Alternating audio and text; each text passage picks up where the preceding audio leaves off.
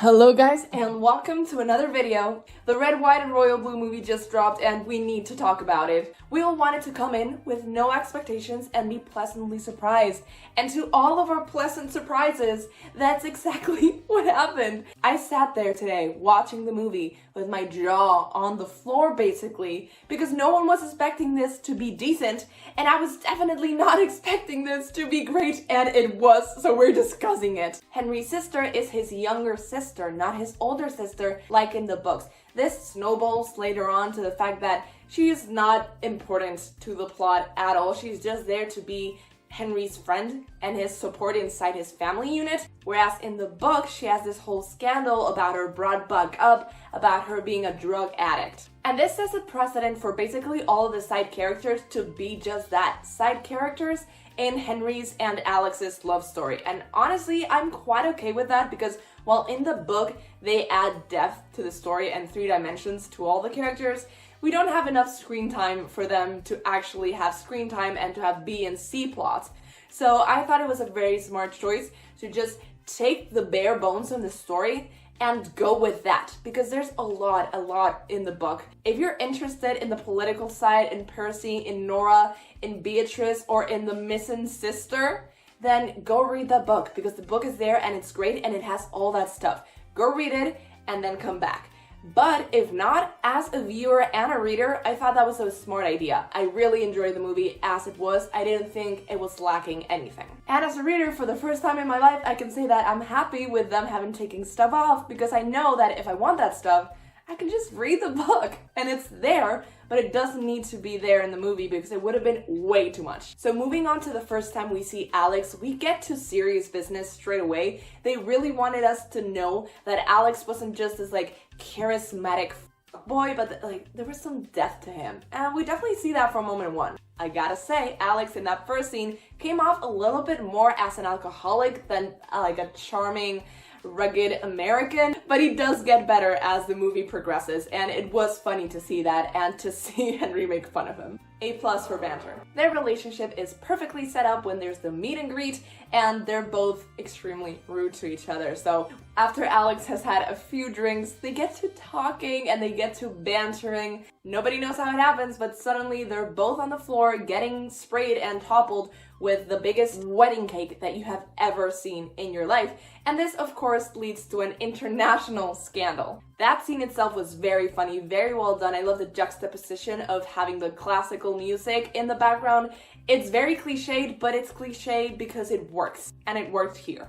And then to mine and probably everyone's surprise, this movie has credits before the end of the movie. And through those credits, we get expositions of our 2 main characters' lives, juxtaposing each other, but at the same time kind of mirroring each other to show us that they both have lives that are different but not fundamentally so, and they're more alike than they initially thought. And I thought that was very good. If you're gonna have credits at the beginning of the movie, which are always super boring, have them be interesting and add to the story. And it also added to the vibe that this movie brings of a 2000s rom-com. You know, when they were good? After that whole debacle, we get back to the White House where we meet his mom, the president. I love Uma Thurman. I thought she did great, and I thought her accent was very good. As someone who is not a native English speaker and definitely not Texan, I thought it was very funny and I loved hearing every single second of it. And we also met the best character in the whole movie. She never struck me as the best character in the book, but she's definitely the best character in the movie, okay? She is the Ken to this movie's Barbie. She stole the show for me every time she opened her mouth. It was just pure gold. The script was written for this actress. She stole the show, and of course I'm talking about Sarah. She was just so good. All her lines were incredible. She was just on it, so sharp, so good. So good, okay? And after that, we get our first social media montage, and I thought this was very clever because this obviously, social media is something that's very important in both politics and the royal family nowadays. So having that be present throughout the whole movie was just very logical. I actually think we could have had more of it, seeing more of their Instagram post, but I understand that maybe there wasn't enough runtime for that. One of the main running jokes throughout this whole movie is that Alex is offended by the fact that Henry is taller than him and that he claims to be 6'2" everywhere. Little did we know that this was going to be one of the main jokes in this whole movie when they actually showed an Instagram post in real life, promo for the movie, measuring both of them against each other to check who was taller.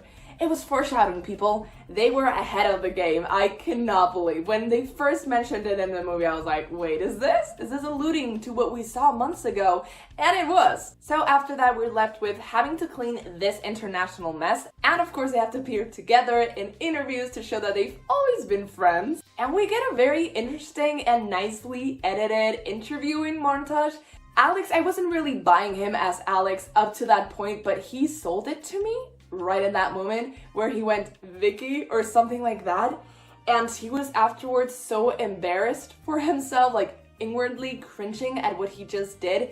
And Henry obviously was cringing as well, because who goes Vicky? We love her. The whole interview was overall very awkward, which it was meant to be because they both dislike each other and do not want to be in that position, and I thought that was very well acted and I loved the montage. And of course, after that, we get to the children's hospital, where we get the very famous closet scene, which the marketing department had heavily advertised, and God, it was good. One of the things that they did change is where the two of them meet for the first time. In the books, it was, I think, 2016 Olympics, but in the movie, it was at a climate conference thing. So it makes them both look more mature and dedicated to both of their positions. This is the first time, of course, that they open up to each other and they're like, okay, maybe we don't hate each other. It was just like a huge misunderstanding. Both of us were going through things.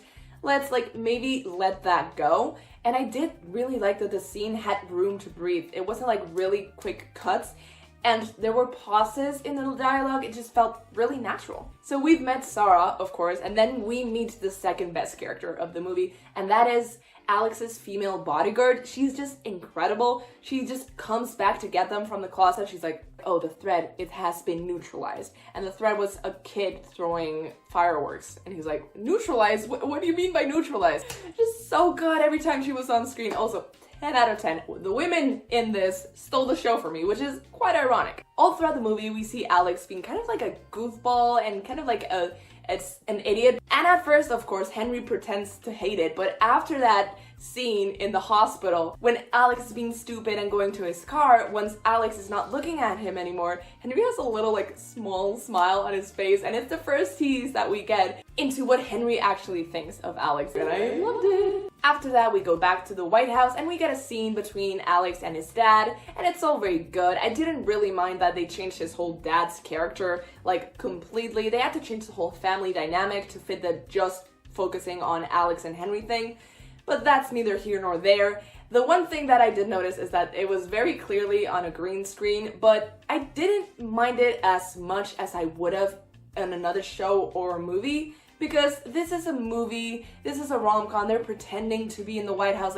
I can accept that the budget isn't going to be all the way over here. So if it was over here, I accepted it and I moved on. And then we meet this movie's antagonist, I guess. We meet Miguel, who is apparently a journalist who has hooked up with Alex a few times? We don't know yet. We don't know. I think it was once in a bathtub naked. He's not in the book. He kind of takes the role of Alex's old high school friend who he had a relationship with, but none of them knew they were gay, or at least Alex certainly didn't. And these changes things, because from the beginning, Alex has already had 2 relationships with guys and kind of admits to himself that he might like guys a small amount. But I kind of like that because the character is aged up. He's older, 8 years older than Alex was in the book.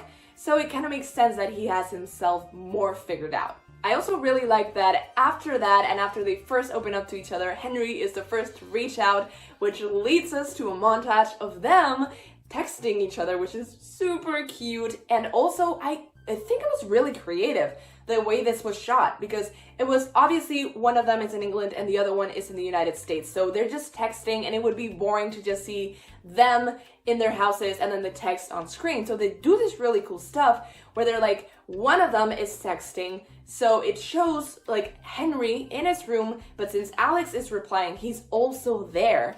and they're not looking at each other because in real life they're both in different countries, different continents, but on screen they're both in the same room, and when they get to the turkey scene they're both in the same bed, and obviously they both do the laying down thing where they happen to be looking straight at each other, but since they're not there in real life they're not looking at each other.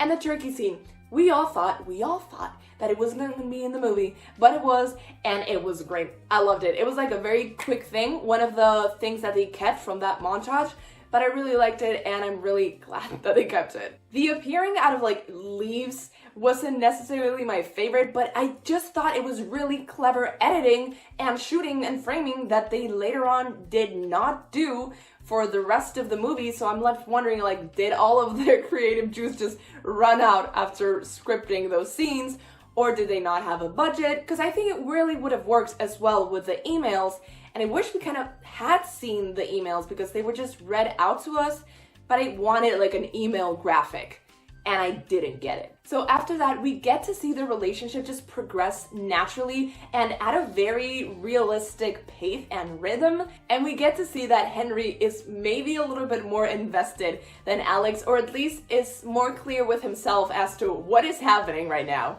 And then we of course have the New Year's party, and all throughout we get this random girl who is nameless throughout the whole scene, just throwing herself at Alex, and Henry just over here with this blue suit that he wears all throughout the movie, being so uncomfortable. But we have several dances, and then Alex grabs Henry by the hips, and he's like, oh, this is the way you should be moving. I'm like, Alex, how are you not noticing? How are you so dense and blind to your own emotions? Which obviously is what I like in a male character, so good for you.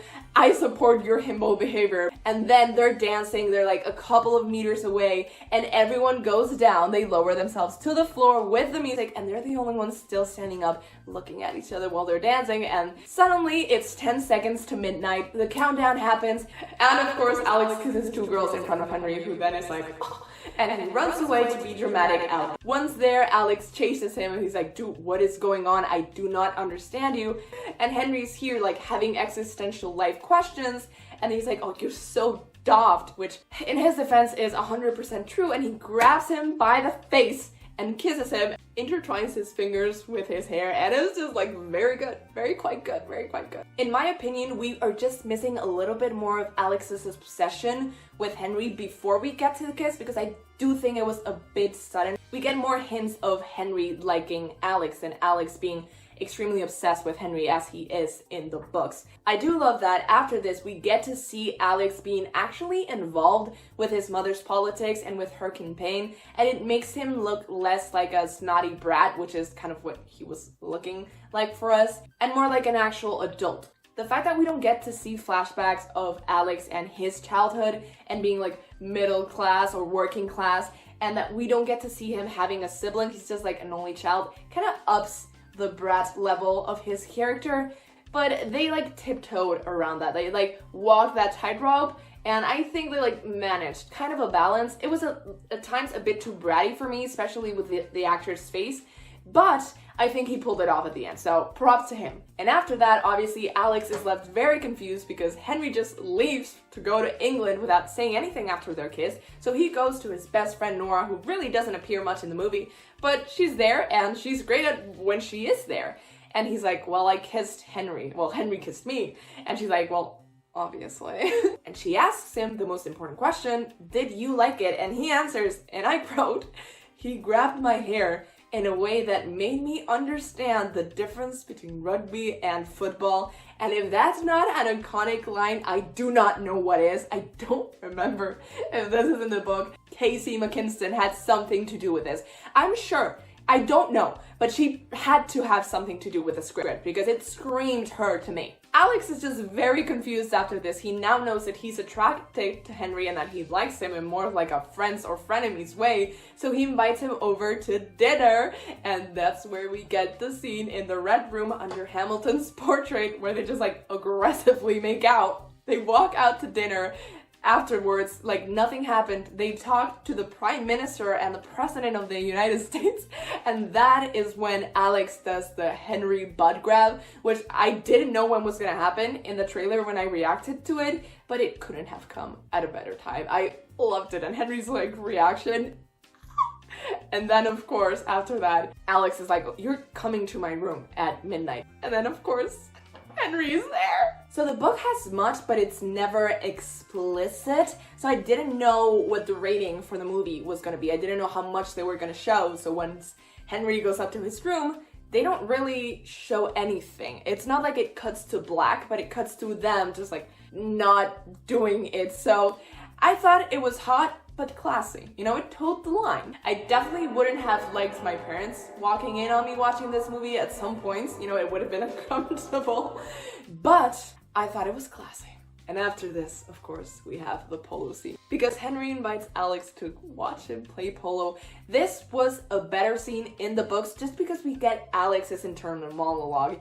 And I really liked what the actor ended up doing for Alex, but I did think that in some scenes, his face was just kind of unreadable, just like the same monotone face throughout a scene. So I was missing some emotions from him. I was missing his inner monologue of just staring at Henry play polo and just like holding on to the horse with his thighs and just being like, oh my God, I wish he rode me like that horse. I did think that it was very good editing, starting the scene with just Alex as a bystander watching Henry play polo and then them making out and doing other more adult things in a locked room, interchanged with just images of Alex having the hots for Henry playing polo. Props to them. So now we're mostly halfway through the movie and we get to a point in their relationship where Henry just straight up says, let's make love. I do not remember if this is the way that it happened in the books. It would shock me if it did, but please let me know down below if that's the way it happened in the books, because I was like, Henry, you're very straightforward. I was hoping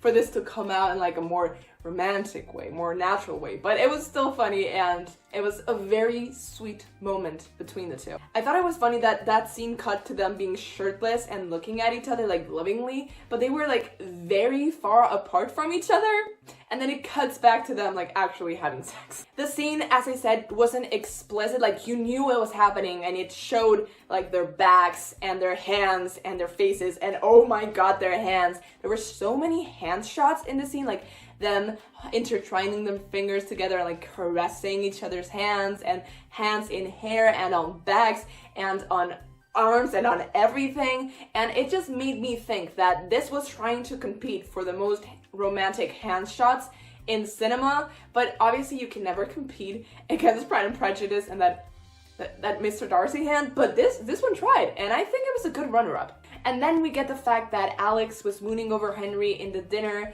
and it comes back to haunt us in the form of Miguel publishing an article talking about how they're gonna flip Texas. So obviously Alex is forced to go to Texas and campaign there, which I did like to see, and is when we finally get the emails. I was wondering all throughout the movie, when are we getting the damn emails? We finally got them there. I was missing the visuals of the emails. Obviously the emails were very trimmed down. We barely got to see any of what we get to see in the book, because I think half of the book is those damn emails, and they were so romantic and so in-depth and had so many references, and this wasn't it. It was basically just the text we had gotten at the beginning of the movie, but just like an email format, and with now them being like lovey to each other. Before they were like playful, flirty, but now they both know they love the other one, kind of like in their hearts, not in their heads, but they don't say it, but you can see it in their emails. And I was kind of missing that more in-depth feeling. Then during his campaign in Texas, we get a surprise visit of Henry to the hotel, and it's so cute. And we get deeper bonding and them talking more about themselves. They fall asleep together and they share a bed. I don't think it was the first time they did that, but it was very cute to see them like waking up together. And then it's 7 a.m. and Sarah's just like, time to wake up! So she bursts into the room while they're both naked on the bed, and they scramble. Henry hides, and she looks all over the hotel room asking, where is she? Where is she? Until she hears the noise and opens the closet, and there Henry is, half naked. And I think that Sarah's head basically exploded, and the actress, oh my god, I'm gonna rave about her till the day that I die. She was so good. Like, that scene of her finding the Prince of England in the first son's hotel room, just, not only was she not expecting a guy, but she was not expecting someone who the president's son hated until a couple of months ago, and who is also the Prince of England. And then, of course, Sarah is like, okay, we're gonna fix this. Is there any chance of you never seeing each other again if I tell you to?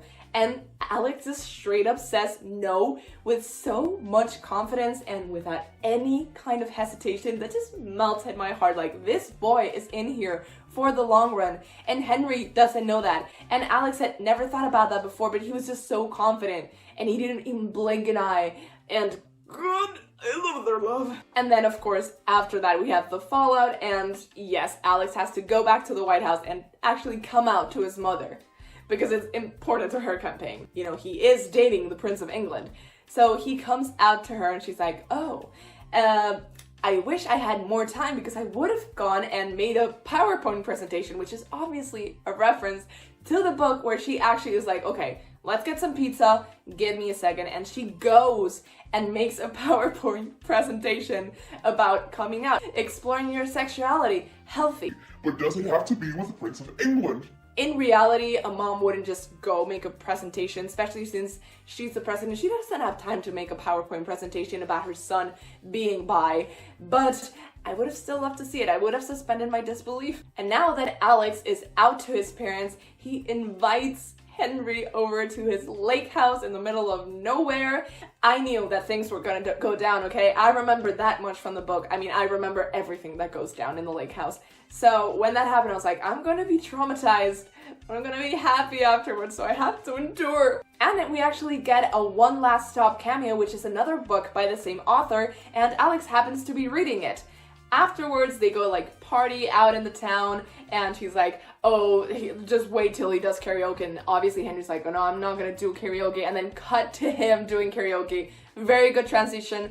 Thought it was very funny. And we get to see the exact moment where Alex starts to think that he might feel forever about him, as his mom said that he had to if they were going to continue the relationship. And that's where we get to the scene where Henry is sunbathing in the middle of the lake, and just Alex swims over to him, starts pouring his heart out, is about to say I love you, is not seeing his face because Henry's turned to the other way, so he can't see the moment that Henry's life starts crumbling before his eyes.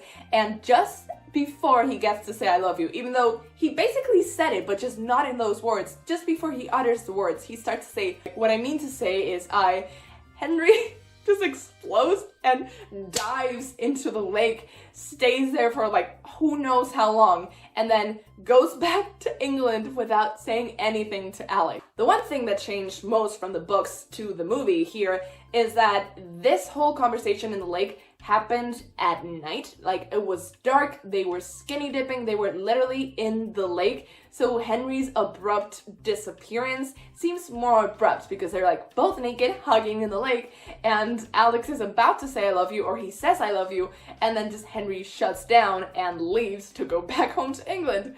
So I kind of would have liked to see that, but the shots were so pretty in the lake during daytime that I will allow the change. You know, that's one of the changes that I'm like, okay, it makes sense for them to have changed it because things don't look that pretty at night, and they maybe didn't want them to be naked, which Alex is very justifiably, I would say, mad at Henry for behaving like this. So after a week of just getting nothing from him, getting like the cold shoulder, he's like, I'm just going to go barge into Buckingham Palace, or whatever palace it is, in the middle of the night with pouring rain, and declare my love for you once again, because I am not giving you up without a fight. Yes. Before we get to see Alex storm the castle, we get to see Henry's point of view and him talking to his sister, and that really doesn't happen in the book. It's all from Alex's point of view, so it makes him more human and it makes us understand why he left more. And then obviously Alex shows up and he's drenched and he declares his love once again, actually gets to say the words, and he's like, dude, if you want me to leave, I'll leave, but you're gonna have to tell me that. You're gonna have to say the words. And obviously Henry can't do it. So they go to the museum, they look at the art, and then Henry mentions his teenage fantasy of being there with the boy he loved and just like dancing around the statues like shadows. And I was like, oh my god, I hope they're not gonna dance to no music. But while Henry is saying that, Alex pulls out his phone and puts a song on, and then they dance, and it's just so awesome. And then Henry says that if they're gonna write about him in history, he really wants Alex to be part of that story. And then Alex replies with, and I knew this was coming, we all knew this was coming, he says, history, huh? Bet we could make some. And I thought that it wasn't gonna land, but it landed. That line landed so well. The one thing that I thought was kind of weird and didn't land in this scene is that when they were back at the palace and Alex is like, if you want me to leave, tell me to leave. And there's this silence and no one says anything. And then Henry says, wait. Like, he whispers it, and I thought it was kind of underwhelming. I don't know, my mind has seen so many rom-coms that I thought they were just gonna crash into each other with a very passionate kiss. I did like the way that it was more muted and more of like a transformation. It had a nice rhythm to it. Like, obviously he's not gonna change his whole life for just like a 1 second of passion. It had to have some kind of build-up and some kind of thought put into it, and he had to get over his fear first. But I was missing the rushing into each other's arms. Then before Alex goes back to the United States, they exchange tokens. Alex gives him his key and Henry gives him his ring, which he's always playing with. And I always love that. The exchange of tokens, it's a classic, it's a cliche, but I will always enjoy it. And then of course we have Miguel coming back to bite us in the ass. He's been nothing but a loser throughout this whole thing. He leaks the emails that they have been emailing each other, outing both Alex and the Prince of England in one fell swoop, which as a gay man himself, or at least a queer man himself, he should have known not to do, so fuck him. From here on out, we get the biggest change probably from the books to the movie, and that's the fact that the royal house doesn't immediately plan to lie about everything and deny that it ever happened, because this, in the book, is when Henry or Alex both have to go on fake dates with other people. Henry goes with Alex's sister, and Alex goes with Nora, who he has been in a relationship with before, and who they have been tormenting paparazzi together with for ages. So that does not happen, and we also don't get the scene in the limousine where they're talking, they're like, we both hate this, but this is what we have to do, and they kiss, and then they get outed once again, and they're like, oh, the stories aren't gonna work, we've seen you kiss, so we know. Instead of doing that, the movie goes directly to them coming together in Buckingham Palace and talking to the king, who then gives Henry the opportunity to deny it and to be like, oh, it was fake. It was just other countries attacking us and spreading fake news. So we get a scene of Alex giving a speech in, like, you know, American television of how love is love, and they have a right to be private, so they shouldn't have been outed like that. But yeah, he loves Henry, and that's that. Which was very nice, and I love the way that he said, I could feel Henry watching me, because they can't communicate. And then Sarah is just like, I'm so done with your gay asses, but let me get this secret phone that I've had all along and called, what was his name? Sean, who is Henry's butler, and let's get you two on a phone call because your sappy asses are going to be the death of me.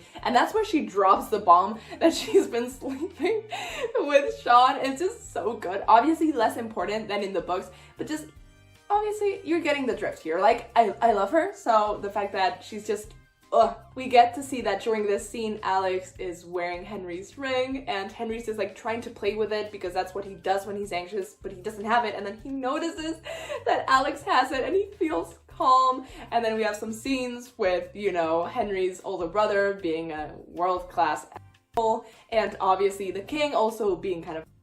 The king was really working at trying to gaslight Henry and Alex, but he does not get it because suddenly Beatrice gets a notification on her phone that there's a crowd gathering outside Buckingham Palace, gathering to support Alex and Henry. And once they know that, Henry gives a beautiful speech about how he's going to be who he is and he's going to love who he loves. So they hold hands and they walk out of Buckingham Palace, they walk onto a balcony and they say hi to the crowd. And we see this through like the outside looking into Buckingham Palace. We just see the crowd on like the reflection of the windows, which I get. the budget was not there, and I thought that was a clever solution, and it looked good, so I liked it. And then so they're officially out, they're officially a couple in the world, so we get to the election night. That's our last big scene, and everything is going wrong. There's like 50-50 chance that they're not gonna get it, and Henry's just like a very supportive boyfriend. But of course we all know that Texas was flipped at the end and they won, so Henry's like, what do we do now? So they go, and since Henry still has the key on the necklace, they go to see Alex's house, and his past was not as prevalent as it is in the books, so it doesn't exactly come out of left field, but it's still like, okay, weird, but it's still a little bit more jarring than it is in the books. So they get there, and Alex has been saying that his family is working class for the whole movie, and then we get like not a mansion, but a huge house for like this couple with just one kid. I'm like, working class my ass. Did you really need a 2 or 3 story building that is wider than this huge wide shot? Like, at least don't lie to my face. At least show me a house that is like actually working class. I don't think it was that hard to do. Last thoughts I have here is that I loved Uma Thurman in this. She was so good, and I loved that the fact that there was an after credits scene. We get to see the whole scene of the cake falling onto them, and Alex, I think, is like, do you think anyone noticed? And Henry's just so over him, and seeing that after we see where their relationship ends at, I think it's very special and also very clever, so I love that. Because rom-coms don't usually have after credits scenes, so A+. Okay, so closing thoughts, closing statements on this movie. I honestly really liked it. I sat down completely prepared to just have like a C tier movie, just like a good time, but nothing that would blow my mind. And then the first 5 minutes came around and I was like, yeah, it's okay, but I don't really feel their chemistry. I don't really like the way that Alex's actor is playing Alex. And I must say that's probably my biggest criticism of the movie, is that Alex just didn't feel 100% like Alex in the books. I think they got him like 75%, which for me is good enough, like maybe 80% if I'm feeling generous. But he seemed more like a brat than the charming, smart Alex. I was missing a lot of his smarts and of his obsession. Because he was smart, obviously he knew about politics, but we were told that more than shown that, and the things we were shown is that he was good with people, not good at like the thinking process. So we just get that he is good with crowds, okay? I was missing him being good at school, being very driven, very motivated, like very slithering, but also very Ravenclaw in the fact that he just makes lists for everything and he's obsessed with everything he likes. He does nothing half-assed, and I was missing that part of him. I think that the guy for Henry did it great, and they actually ended up having great chemistry, okay? At the beginning they were awkward, but they were supposed to be awkward, so I really believed their whole journey. And it was just very beautiful to watch it unfold. Because there's not a lot of queer cinema that's just like a normal rom-com, and a classic rom-com at that. So I thank Cassie McKinston and the team behind this, because they did a great job and I love to see it. Obviously, it wasn't the book, but it didn't need to be. I think it's something else, something separate, but also something that by itself is really good. And as an adaptation, I must say that I have grown as a person and I'm glad to see it, because I think it's a good adaptation. Is it 100% what the book was? No, but I think it's faithful to it. I would have loved to see more emotional scenes from Alex, a little bit more from his mind and how it worked, and him being more like smarter. That's just what I was missing. I don't think he came off as dumb, but I think he didn't come off as brilliant, which I think is what Alex is. Final thoughts is that Sarah is absolutely the best. I could watch a spin-off of her character, but I think she's one of those side characters who just shines so brightly as a side character that we don't need anything else. She is just like the perfect side character, and surprisingly enough, comedic relief. She is incredible. But other than that, I really enjoyed it. Please let me know down below what you thought. Comment down below what was your favorite moment and how well do you think it was adapted, because it won me over. I was smiling throughout the whole thing and I laughed out loud several times. So it just, honestly, it made me so happy and hopeful for future adaptations to come. So leave a like if you like this video, comment down below who was your favorite character, and subscribe if you haven't already. Click that bell button to get notifications every time I post a new video. I post videos just like this every single Friday normally, and I guess I'll see you guys next time. Bye!